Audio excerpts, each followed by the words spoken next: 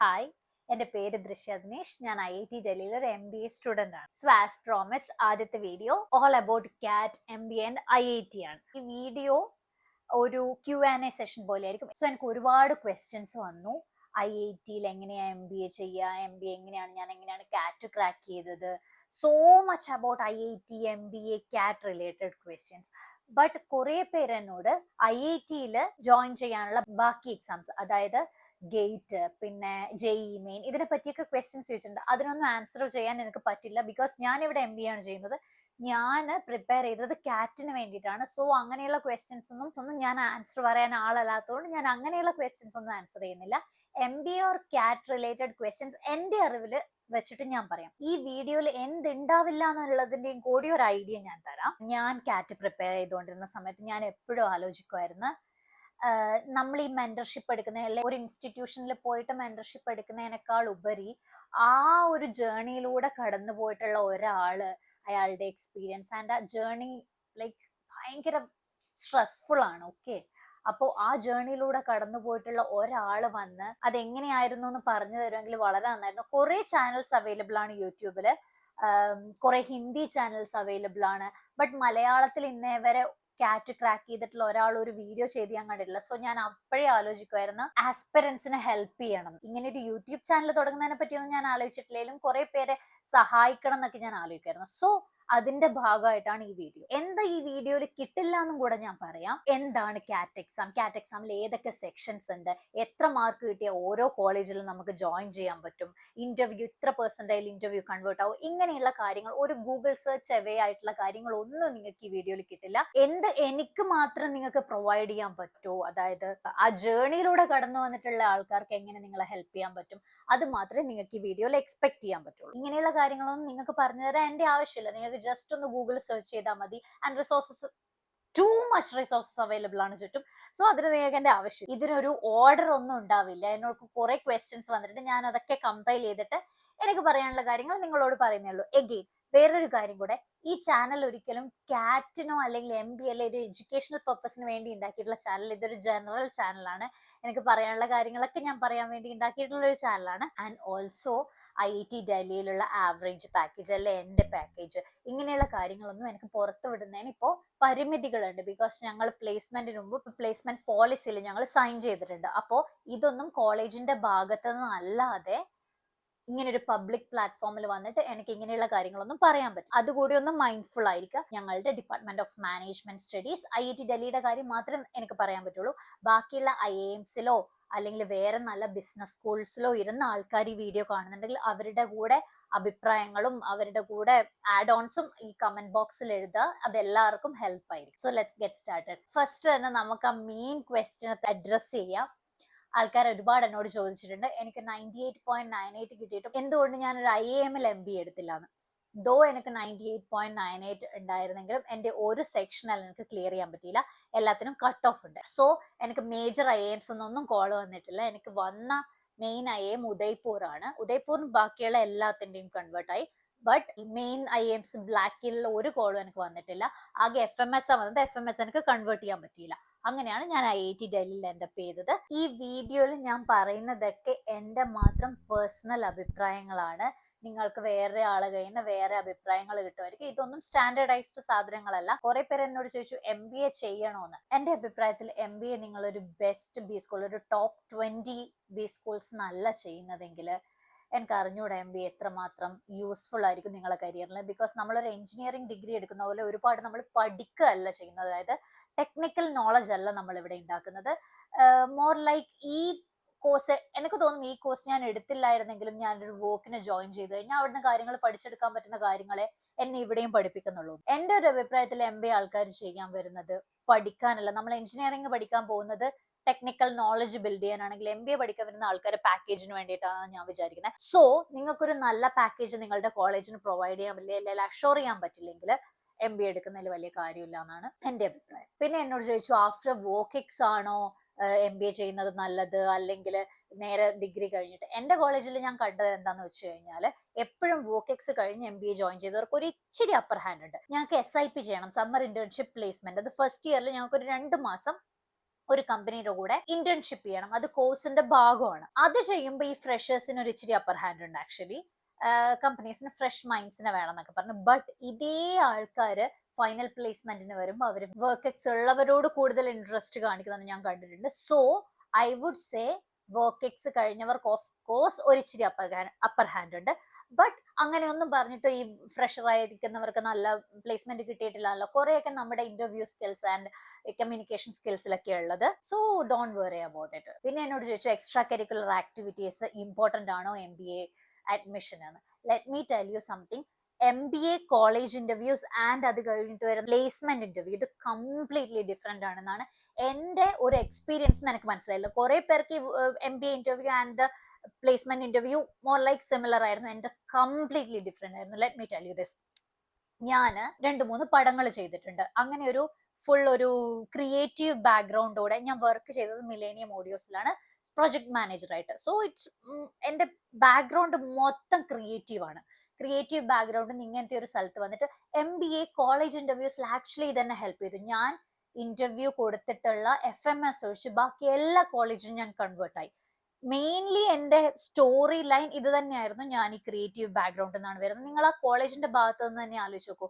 അവർക്ക് വേണ്ടത് ഒരു കംപ്ലീറ്റ് ഡൈവേഴ്സ് ആയിട്ടുള്ള കൊഹോട്ടാണ്. അപ്പോ അവര് കോർപ്പറേറ്റ് വർക്ക് എക്സും കൊണ്ടില്ലൊന്നും നമ്മള് ക്രിയേറ്റീവ് ബാക്ക്ഗ്രൗണ്ടും കൊണ്ട് ചെല്ലുമ്പോൾ ഓഫ് കോഴ്സ് അവർ വിചാരിക്കും ഓക്കെ ഞങ്ങളുടെ ബാച്ച് കുറച്ചുകൂടെ ഡൈവേഴ്സ് ആക്കി ഇയാൾ നമുക്ക് ആവശ്യമുണ്ട്. ബട്ട് ഇതേ കാര്യം നമ്മള് പ്ലേസ്മെന്റ് ഇന്റർവ്യൂവിൽ പറഞ്ഞിട്ട് കാര്യമില്ല. കാരണം അവരെ സംബന്ധിച്ചിടത്തോളം അവർക്ക് വേണ്ടത് വർക്ക് ചെയ്യാൻ ഒരാളാണ്. അപ്പൊ അയാൾക്ക് ക്രിയേറ്റീവ് ബാക്ക്ഗ്രൗണ്ട് അൺലെസ് നിങ്ങൾ ബ്രാൻഡിങ് ഓർ മാർക്കറ്റിംഗ് റോൾസിലല്ല പോകുന്നത്. ഒരു ഓപ്പറേഷൻ റോളിന് വേണ്ടിയിട്ട് വരുന്ന ഒരു കമ്പനിക്ക് ഒരിക്കലും ഒരു ക്രിയേറ്റീവ് ആളെ കൊണ്ട് ഭയങ്കരമായ കാര്യങ്ങളൊന്നുമില്ല. സോ അവർ അത്രമാത്രം അത് പുഷ് ചെയ്യില്ല. സോ നമ്മൾ ഇതേ സ്റ്റോറി ചെന്നിട്ട് ഞാൻ സിനിമയിൽ അഭിനയിച്ചിട്ടുണ്ട് എന്നൊക്കെ ഞാൻ MBA കോളേജിന്റെ ഇന്റർവ്യൂസിൽ പറഞ്ഞപ്പം അവർക്കത് ഭയങ്കര വലിയ കാര്യമായിരുന്നു. അവരത് ഭയങ്കര പോസിറ്റീവ് ആയിട്ടാണ് അതിനെ റിയാക്ട് ചെയ്തത്. ബട്ട് ഇതേ കാര്യം ഞാൻ പ്ലേസ്മെന്റ് ഇന്റർവ്യൂവിൽ പറഞ്ഞപ്പോൾ അവരത് നെഗറ്റീവ് ആയിട്ട് എടുത്തത്. ബിക്കോസ് അവരെ സംബന്ധിച്ചിടത്തോളം ഇത് ഓക്കെ, സോ ഈ കാൻഡിഡേറ്റ് വർക്കിനെക്കാളും അല്ലെങ്കിൽ ഇവർക്ക് ഇതൊരു സൈഡ് ബിസിനസ് ആണ്, അവർക്ക് സിനിമയാണ് മെയിൻ, ഇങ്ങനത്തെ ഒരു ഐഡിയ അവർക്ക് കിട്ടാൻ ചാൻസ് ഉണ്ട്. ഒന്നാമത്തെ കാര്യം. 2, നിങ്ങളൊരു ബിസിനസ് ചെയ്തിട്ടുണ്ടെന്ന് വെക്കുക. MBA കോളേജിനെ സംബന്ധിച്ചിടത്തോളം ഒരു ഓണ്ടർപ്രണർ ആണ് ഞങ്ങളുടെ കോളേജിൽ ജോയിൻ. അഗെയിൻ ഡൈവേഴ്സിറ്റി, കൂടുതൽ ബാക്ക്ഗ്രൗണ്ടിന്റെ ഡൈവേഴ്സ് ബാക്ക്ഗ്രൗണ്ട് എന്നുള്ള ആൾക്കാർ ഇതൊക്കെ വരും. ബട്ട് ഒരു കമ്പനീനെ ചില കമ്പനീസ് അത് സപ്പോർട്ട് ചെയ്യുന്നുണ്ട്, ഓണ്ടർപ്രണർഷിപ്പ് മൈൻഡ് സെറ്റ് ഒക്കെ. ബട്ട് ചില കമ്പനീസ് അതിനെ വളരെ നെഗറ്റീവ് ആയിട്ടാണ് എടുക്കുന്നത്. ഓക്കെ അവർക്ക് സ്വന്തമായ ഒരു ബിസിനസ് തുടങ്ങാനാണോ താല്പര്യം, അങ്ങനെയാണെങ്കിൽ നമുക്ക് എന്താ ഇതിനെ കൊണ്ട് കാര്യമില്ലേ. സോ ഇതെല്ലാം ഇങ്ങനത്തെ കുറേ കാര്യങ്ങൾ ഇതിന്റെ ബാക്ക്ഗ്രൗണ്ടിലുണ്ട്. സോ നിങ്ങളൊരു MBA കോളേജ് ഇന്റർവ്യൂക്ക് പ്രിപ്പയർ ചെയ്യുകയാണെങ്കിൽ ഈ കാര്യങ്ങളൊക്കെ മൈൻഡിൽ വെക്കുക. ഓക്കെ ഞാൻ എന്താണ് അവർക്ക് പ്രൊവൈഡ് ചെയ്യുക. ഈ ഒരു പോയിന്റിൽ അവർക്ക് വേണ്ടത് ഡൈവേഴ്സ് ആയിട്ടുള്ള ബാക്ക്ഗ്രൗണ്ടിൽ നിന്ന് വരുന്ന ആൾക്കാരായിരിക്കും. But keep in mind that അവര് പ്ലേസ്മെന്റിനെ പറ്റിയും കൂടെ ആലോചിക്കും. ഈ കുട്ടിയെ ഞങ്ങൾക്ക് പ്ലേസ് ചെയ്യിക്കാൻ പറ്റുമോ എന്ന് എല്ലാ MBA കോളേജസും ആലോചിക്കും. എന്നിട്ടേ അവർ ഇന്റർവ്യൂല്. സോ ഇന്റർവ്യൂക്ക് നിങ്ങൾ പ്രിപ്പയർ ചെയ്യുമ്പോൾ ഈ കാര്യം മൈൻഡിൽ വെക്കുക. പിന്നെ how is life at IIT Delhi as an MBA student. ഞാൻ കേട്ടിട്ടുള്ള ഇതെന്റെ കേട്ടറിവ് മാത്രമാണ്. സോ ബാക്കിയുള്ള MBA കോളേജിലുള്ളവർക്ക് കുറച്ചുകൂടി ഇൻപുട്സ് തരാൻ പറ്റുമെങ്കിൽ നല്ലതായിരിക്കും. ഞാൻ കേട്ടിട്ടുള്ളത് വെച്ചിട്ട് ബാക്കിയുള്ള ടോപ്പ് ഈ സ്കൂൾസിലൊക്കെ ഒരുപാട് ഗ്രൈൻഡിങ് നടക്കുന്നുണ്ട്. അതായത് ഈ ഒരു കോർപ്പറേറ്റ് ലൈഫിന് വേണ്ടിയിട്ടാണ് നിങ്ങളെ പ്രിപ്പയർ ചെയ്യുന്നതെന്നുള്ള ഒരു സെറ്റപ്പിൽ ഭയങ്കരമായിട്ട് അസൈൻമെന്റ്സ് കൊടുക്കുക, അല്ലെ അവരെ കൊണ്ട് കുറെ കാര്യങ്ങൾ ചെയ്യിക്കുക, അവരെ ആ പ്രഷർ കൊടുത്തിട്ട് അവരെ ആ പ്രഷറിനോടൊന്ന് ഓക്കെ ആക്കുക, നോർമലൈസ് ചെയ്യാന്നുള്ള കാര്യങ്ങളൊക്കെ നടക്കുന്നുണ്ട്. IIT ഡൽഹിയിൽ ഇതൊന്നും നടക്കുന്നില്ല. ഇത് നല്ലതാണോ മോശമാണോ എന്ന് വെച്ചാൽ എനിക്ക് അറിഞ്ഞൂടാ. എനിക്ക് ഇവിടുത്തെ എക്സ്പീരിയൻസ് മാത്രമല്ലേ ഉള്ളൂ. എന്റെ പേഴ്സണൽ അഭിപ്രായം ഇത് ഞങ്ങളുടെ അവസാന കോളേജ് ലൈഫാണ്. ഇത് കഴിഞ്ഞ ഇനി ഒരു MBA കഴിഞ്ഞിട്ട് ഇനി ഒരു ഡിഗ്രി അല്ലെങ്കിൽ ഇനി ഒരു കോളേജ് ലൈഫ് ഉണ്ടാവില്ല. So if you want just enjoy ഒരു കോളേജ് ലൈഫ് എങ്കിൽ IIT പോലെയുള്ള കോളേജ്, അധികം ഗ്രൈൻഡിങ് ഇല്ലാത്ത കോളേജസ് ആയിരിക്കും നല്ലത്. ആ ജസ്റ്റിഫിക്കേഷനോട് ഞാൻ അത്ര യോജിക്കുന്നു എന്ന് പറഞ്ഞു കഴിഞ്ഞാൽ എനിക്ക് അതിനോട് വലിയ യോജിപ്പൊന്നുമില്ല.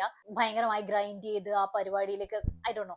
സോ ഏത് MBA കോളേജിലാണ് നിങ്ങൾ ജോയിൻ ചെയ്യാൻ പോകുന്നെങ്കിലും അവിടെ പഠിച്ചിട്ടുള്ള ആൾക്കാരോട് സംസാരിക്കുക. ആൻഡ് നിങ്ങൾക്ക് അതാണോ വേണ്ടതെന്നുള്ള കാര്യം നിങ്ങൾ ഉറപ്പിക്കുക. ഇവിടെ ഭയങ്കര ചില്ലാണ്. ഇത്ര ചില്ലായി കഴിഞ്ഞിട്ട് നിങ്ങൾ ഇനിയൊരു കോർപ്പറേറ്റ് ലൈഫിൽ പോയി കുറച്ചുകൂടെ പ്രഷർ വരുമ്പോൾ നിങ്ങൾക്ക് ഒരു ബുദ്ധിമുട്ടാവോ? അതൊക്കെ നിങ്ങളുടെ ഒരു പരിപാടികളൊക്കെയാണ്. സോ അവിടെ പഠിച്ചിട്ടുള്ള ആരോടെങ്കിലും മുന്നേ സംസാരിക്കാം. പിന്നെ എന്നോട് ആൾക്കാർ ചോദിച്ചു ഞാൻ എങ്ങനെയാണ് പ്രിപ്പയർ ചെയ്തത്, അല്ലെങ്കിൽ ഏത് ഇൻസ്റ്റിറ്റ്യൂട്ടിലാണ് ഞാൻ പോയിട്ട് ഹെൽപ്പ് എടുത്തത്. ഒരു ഇൻസ്റ്റിറ്റ്യൂട്ടിൽ പോയിട്ട് നമ്മൾ അത്രയും കാശ് കൊടുക്കേണ്ട ആവശ്യമുണ്ട്. Let me tell you something. Major institutes എല്ലാം, അത് ഓൺലൈൻ ആയിക്കോട്ടെ ഓഫ്ലൈൻ ആയിക്കോട്ടെ, ഒരു കുറഞ്ഞത് ഒരു 40,000 50,000, ചില ഇൻസ്റ്റിറ്റ്യൂട്ട് 70,000 വരെ എടുക്കുന്നുണ്ട് ഒരു സ്റ്റുഡന്റിന്റെ കയ്യിൽ നിന്ന്. ഞാൻ ഇതിനോട് കംപ്ലീറ്റ്ലി അഗെയിൻസ്റ്റ് ആണ്. Why? Because if you are good at all these analytical skills, അല്ലെങ്കിൽ നിങ്ങൾക്ക് ഈ DALRലെ പ്രോബ്ലംസ് സ്വന്തമായി എളുപ്പത്തിൽ ചെയ്യാൻ പറ്റും, ചെയ്ത് പഠിക്കാൻ പറ്റും, ഒരു ഇൻസ്റ്റിറ്റ്യൂട്ടും നിങ്ങൾ DALRന് വേണ്ടി പ്രിപ്പയർ ചെയ്യാൻ പോകുന്നില്ല. ലൈക്ക് നിങ്ങൾ ആ സെക്ഷൻ ആവശ്യമായിട്ടുള്ള പ്രാക്ടീസ് എടുക്കാൻ റെഡി അല്ലെങ്കിൽ ഒരു ഇൻസ്റ്റിറ്റ്യൂട്ടിന് നിങ്ങൾക്ക് റിസോഴ്സസ് പ്രൊവൈഡ് ചെയ്യാൻ പറ്റും. അല്ലാതെ നിങ്ങൾക്ക് അതിനെ പഠിപ്പിച്ചു തരാം, അത് എങ്ങനെ ചെയ്യുന്നു പഠിപ്പിച്ചു തരാൻ ആർക്കും കഴിയില്ല. ഒന്നാമത്തെ കാര്യം.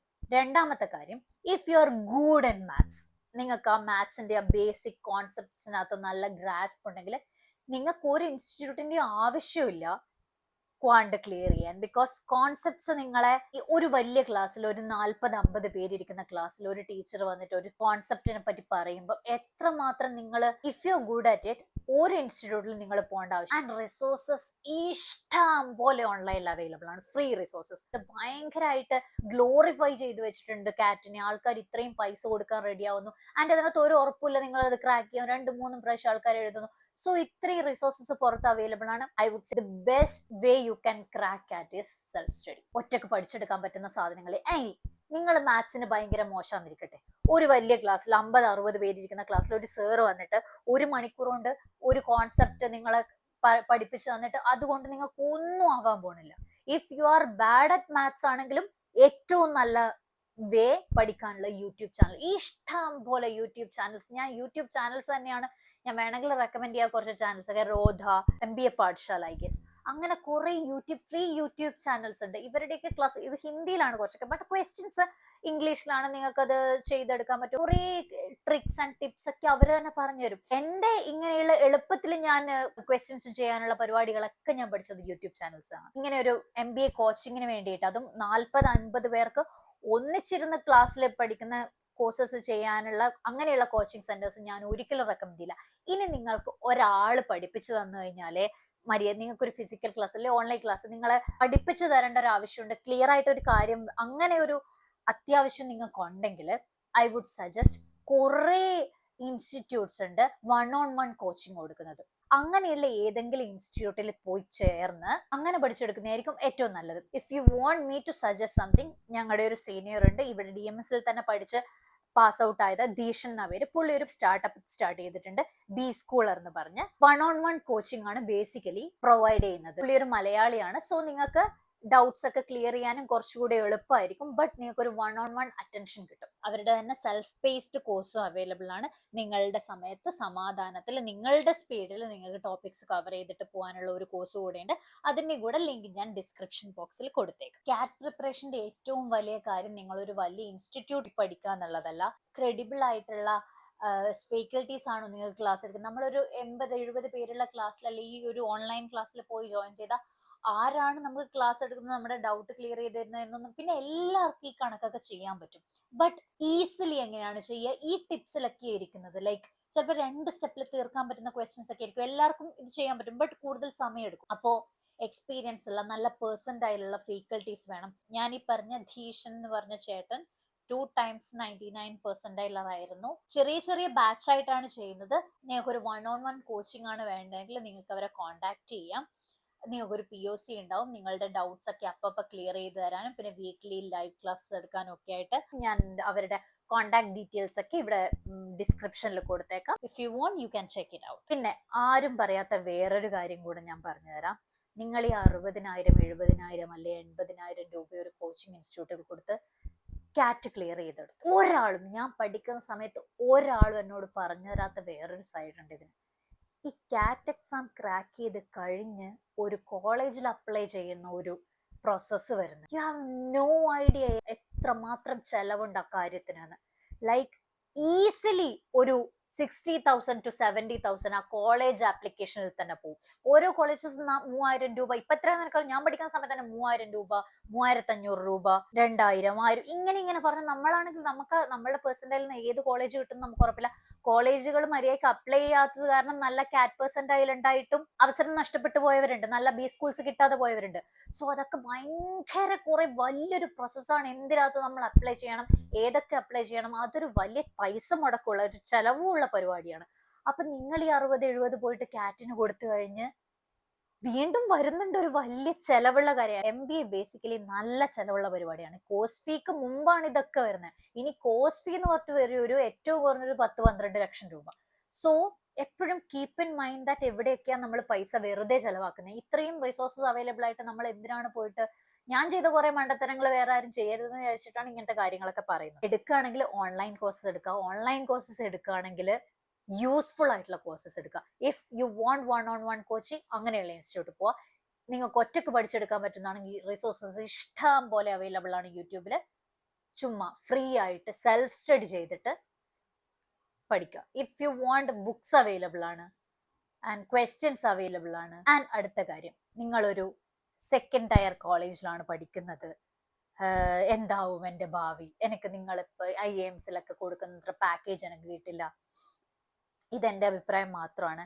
എൻ്റെ അഭിപ്രായത്തിൽ at the end of the day, may be ഒരു 5 വർഷം കഴിഞ്ഞിട്ട്, it's just about how good you are at your work. ഇത് ഏത് കോളേജിലാണ് നിങ്ങൾ പഠിച്ചതെന്നില്ല, എത്ര പെർസെന്റൈൽ നിങ്ങൾക്ക് കിട്ടിയെന്ന് ഒന്ന് ആലോചിച്ച് നോക്ക്. 98 പെർസെന്റൈൽ കിട്ടിയാലും 93 പെർസെന്റൈൽ കിട്ടിയാലും ഒരു കോളേജിൽ വന്നിട്ട് ഒന്നിച്ചാ ചേരുന്നെങ്കിൽ കഴിഞ്ഞു. അവര് പിന്നെ ഒരേ ലെവലിലുള്ളവരാ, പിന്നെ ആ പെർസെന്റൈലിന് ഒരു വിലയില്ല. സെയിം കാര്യമാണ് ഒരു 5 വർഷം കഴിഞ്ഞ് നിങ്ങൾ എത്ര ഗുഡ് ആണ് നിങ്ങളുടെ വർക്കിൽ എന്നുള്ളത് മാത്രമാണ് മാറ്റർ ചെയ്യുന്നത്. So don't worry too much about it. If you want A corporate job, MBA college അത് ഫെസിലിറ്റേറ്റ് ചെയ്യും. അത് കഴിഞ്ഞിട്ടെല്ലാം നിങ്ങളെ കയ്യിലാണ് ഇരിക്കുന്നത്. കുറെ എനിക്കറിയുന്ന എന്തോരം പേര് ഒരു വർഷം ഇതുപോലെ ഒരു IIT ഡൽഹി പോലത്തെ ഒരു വലിയ കോളേജ്, ടോപ്പ് ടയർ കോളേജിൽ കയറി ജോയിൻ ചെയ്ത് ഒരു വർഷം കഴിഞ്ഞാൽ ജോലി നിർത്തി പോകുന്നുണ്ട്. ആൻഡ് വീണ്ടും അവര് ഒന്ന് മുതൽ വേറൊരു ഡൊമൈനിലേക്ക് ഷിഫ്റ്റ് ചെയ്യാൻ ആൾക്കാർ നോക്കുന്നുണ്ട്. സോ ഇതൊന്നും നിങ്ങളൊരു ബെസ്റ്റ് ബി സ്കൂളിൽ എത്തി എന്നുള്ളത് ഒന്നിന്റെ ഒരു എൻഡ് പരിപാടിയല്ല. നിങ്ങൾ എത്ര നല്ലതാന്നുള്ളത് മാത്രമേ ബേസ് ചെയ്തിരിക്കുന്നുള്ളൂ, ബാക്കി എല്ലാ കാര്യങ്ങളും. So many people asked me how to crack interviews, MBA interviews, എന്തൊക്കെയാണ് പ്രിപ്പയർ ചെയ്യേണ്ടത്, ആൻഡ് ജോബ് ഇന്റർവ്യൂസിനെ പറ്റിയിട്ടും കുറെ പേര് ചോദിച്ചായിരുന്നു. So I'm planning a session with someone. Maybe ഈ വീഡിയോ കഴിഞ്ഞ് അടുത്ത വീഡിയോ ആയിട്ട് ഞാൻ വേണമെങ്കിൽ അത് റിലീസ് ചെയ്യാം. I tell you all about it. Like പതുക്കെ ഞാനൊരു സെഷൻ അതുമായിട്ട് ബന്ധപ്പെട്ട് how to crack interviews, even job interviews and MBA colleges ഉണ്ട്. സോ ഇത്രയും കാര്യങ്ങളാണ് എനിക്ക് പറയാനുള്ളത്. ഇനിയും എന്തെങ്കിലും ക്വസ്റ്റ്യൻസ് ഉണ്ടെങ്കിൽ ഞാൻ പതുക്കെ അത് അഡ്രസ് ചെയ്യാം. എൻ്റെ യൂട്യൂബ് ചാനലിലോ അല്ലെങ്കിൽ എൻ്റെ ഇൻസ്റ്റഗ്രാം ചാനലിലോ ആയിട്ട് അത് അഡ്രസ് ചെയ്യാം. സോ നിങ്ങൾക്ക് എന്തെങ്കിലും ക്വസ്റ്റ്യൻസ് ഉണ്ടെങ്കിൽ കമന്റ് ബോക്സിൽ ഇടുക. സോ നിങ്ങൾക്ക് അറിയുന്ന ആരെങ്കിലും കാറ്റ് എഴുതുന്നുണ്ടെങ്കിൽ, അല്ലെങ്കിൽ അവർക്ക് അത് യൂസ്ഫുൾ ആയിരിക്കും, ആർക്കെങ്കിലും ഇത് യൂസ്ഫുൾ ആയിരിക്കും നിങ്ങൾക്ക് തോന്നുന്നുണ്ടെങ്കിൽ അവർ കൂടെ ഷെയർ ചെയ്ത് കൊടുക്കുക. പിന്നെ വേറെയുള്ള IIMസിലോ അല്ലെങ്കിൽ വേറെയുള്ള B സ്കൂൾസിലോ പഠിക്കുന്ന ആരെങ്കിലും ഉണ്ടെങ്കിൽ ഇതിനെതിരായിട്ടുള്ള അഭിപ്രായങ്ങൾ നിങ്ങൾക്ക് ഉണ്ടെങ്കിലോ, അല്ലെങ്കിൽ ഇതേ അഭിപ്രായം നിങ്ങൾക്ക് ഉണ്ടെങ്കിലോ, നിങ്ങൾക്ക് എന്തെങ്കിലും കൂടുതൽ ആഡ് ഓൺ ചെയ്യാനോ ഉണ്ടെങ്കിൽ കമന്റ് ബോക്സിൽ ഇടുക. എല്ലാവർക്കും അതൊരു ഹെൽപ്പ് ആയിരിക്കും. So thank you so much. Thank you for watching.